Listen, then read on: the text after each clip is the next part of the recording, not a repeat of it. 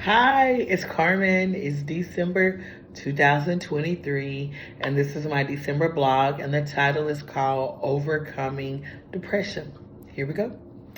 We wish you a Merry Christmas. We wish you a Merry Christmas. We wish you a Merry Christmas and a Happy New Year. It's the most wonderful time of the year. For some people, when they hear the lyrics to these songs, their faces are immediately lit with excitement. They think about the gifts that will be bought or received from loved ones and friends. Others can't wait to start preparing and decorating for Christmas. They think of how many trees they'll put up in their homes. Some start as soon as Halloween is over. Others wait until Thanksgiving is over. Then there are some who start decorating the month of December. There is no right or wrong for whatever choice one makes for decorating for the Christmas holidays. Holidays are a wonderful time that is spent with loved ones, whether it be friends or family. People gather for Christmas parties at work, at restaurants, their houses, their friends' houses. It's a celebration and festive time, and it can last for months. Unfortunately, not all people see the holidays as a festive occasion or joyous time. People are dealing with many things that they never speak about and hate for the holidays to come around. People are either seasonally depressed, daylight savings time came and it's darker outside. People are stressed because they don't have the finances to decorate, purchase Christmas trees, or gifts for their children. Studies show that women are 2 out of 4 times more likely to experience SAD, seasonal affective disorder. Others are depressed about other things. It can be sadness from the loss of a loved one. This might be the first year that the loved one is no longer here to celebrate the holidays, or it could be your 20. The length of time doesn't matter because grief has no time period. And when a person loses someone he or she loves, life is no longer the same without the person on earth. Some people don't even know what depression looks like. Depression looks different for everyone. Symptoms can be loss of sleep or too much sleep, slow thinking, lack of sex drive, reduced or increased appetite, trouble concentrating, and much more. That's one reason why it goes undiagnosed, because people think what they are experiencing or going through is normal. As a person that takes mental health seriously and has gone to therapy for over 10 years, there are times that I have even missed when I'm feeling depressed. And at this moment, I'm dealing and experiencing depression from both categories. I've never been a morning person. Even when I set my alarm clock for an earlier time to wake up, I still end up almost late or late. That's always been my struggle. I remember one night I committed to getting up, going to school super early the next day. Before I went to bed, I set my alarm clock. That morning, I got to work and I was happy that I accomplished getting there earlier than usual. And as soon as I got ready to grab my things, I realized that I left my work laptop at home. I lived 20 minutes away. That was an extra 40 minutes of driving that day for me. And at that moment, I just thought, oh, I'm forgetful. I was frustrated from all the driving, but I didn't think anything of it. But the next incident really shook me up. I was at a stoplight before I would make it to school. It was less than 2 minutes away. I wasn't on the phone. The radio isn't on. And if you know me, that should have been a clue because I love music. There were no outside distractions, but I did know mentally I was distracted. I see a green light, I hit my gas and proceed to turn. Immediately, I realized it wasn't the turn signal. It was the green light for the cars that were going straight to go. And if you've driven in Florida traffic, you know it's horrendous. I did stop, but I was in the middle of traffic. Cars were blowing at me, and the drivers were staring at me as they drove by. I was in tears, but all I could do was wait for my light to change. And when I pulled in the school's parking lot, I broke down. I couldn't believe that I'd done that. I wondered what was I doing, but I thank God for sparing my life because there are many that pass away each day in vehicular accidents. I know I'm not anyone more special than the other, but I'm grateful for God sparing my life that day. When I'm depressed, I sleep a lot.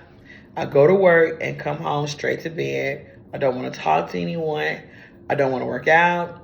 I don't want to cook. I don't want to clean. This is why it's really important for a person to truly know themselves. It's important to know that something is off. In the church world, people are quick to say, God won't put more on you than you can bear. In actuality, that's not even in the Bible. And there are times that we experience things that we cannot bear. But as the months passed, life got harder for me. I was missing my grandmother more. She passed away 3 years ago. And during this time period, her birthday was approaching. I was grieving her. And one of my loved ones was diagnosed with cancer. And when I receive news like that, it shakes my faith. And another issue was I depleted all my savings to simply pay rent. And before it was all gone, I was applying for jobs, filling out applications constantly because I didn't want to deplete it. I would ask the places that I visited, grocery stores, drug stores, and others if they were hiring. And they'd say no. So I wasn't just sitting and twirling my fingers. I was being proactive by applying, but I was getting no's and denials from all. And the denials were detrimental to my mind. I began to wonder, am I worthy? I began to wonder if moving to Florida was even worth it. I began to question God and ask if I really heard him when I decided to relocate. I questioned, did I move because of being disgruntled from my previous job? I questioned, I was losing faith and hope. I didn't even want to pray, and I wondered, would God even hear my prayers? I was low, I was angry, hurt, and had no words to say. I was sinking into depression really bad. My close friends that communicate with me on a daily or regular basis knew that something was off. And I let them know how I was feeling, and they lifted me up in prayer. I began to feel better, but I still wasn't 100% myself. One Saturday morning, I decided I couldn't allow life to pass me by. I did some of the things that I normally love. I got out of the bed, I went for a walk, I cooked breakfast, I played music, I opened the window to let the fresh air in, and I lit some candles. It was glad to be snapping out of depression. It's really a hard thing to do, but I was determined to get back to the positive Carmen that I was. A few weeks later, God gave me a boost to help put a smile on my face. God must have said, let me show this woman who I am. So my student loans have been in forbearance, and it was time for me to start back repaying. I didn't know what I was going to do because I'm already struggling, and I didn't want to have a new debt added. About 2 months passed, and I'd spoken with my student loans company. After I spoke with my student loans company, I received an email stating that my student loans were forgiven. All were forgiven. And it wasn't a small amount. I reflect on the miracle because I haven't even finished my second year teaching. And I know people that have been teaching for years that are still paying on their student loans right now. Had I remained in banking, I would still have that debt. And I know that was God's way of letting me know that I heard his voice when I moved. He did want me to be a teacher. I'm walking in my purpose, and this is where I'm supposed to be in life. I salute all teachers because our pay is super low. The majority of jobs, an employee can leave work at the door, but that's not it for teachers. There's countless hours of planning, grading, contacting parents, and catching up on emails that are left behind. The cost of living in Florida is ridiculous, and I'm out here trying to do it all alone. So my student loans were paid off, and I was happy again for a few months.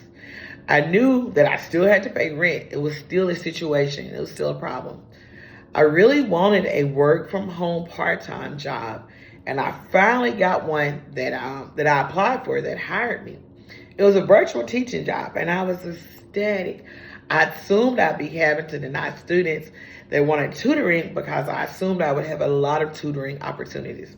They sent me a link asking me if I was interested in tutoring a particular student, and immediately I said yes. Just because it was suggested, I quickly learned that that didn't mean that I would get the job. They'd say that the student matched with someone else. And at this point, I decided I might have to just pack up and leave and move back to Mississippi because the cost of living was simply too much for me. I'd even sent my mom a text asking if I could come back home. Right before I was making the decision to leave, God opened a door for me. I previously inquired about working at the movies, and at the time they weren't hiring. But late one night, I received a message to go and apply. It was almost 8 p.m. It was cold and rainy. I did not want to get out of my bed. But I said, this is a test. I'm not going to fail. Let me get up. There were even some obstacles at the movies after I went, but I was finally hired.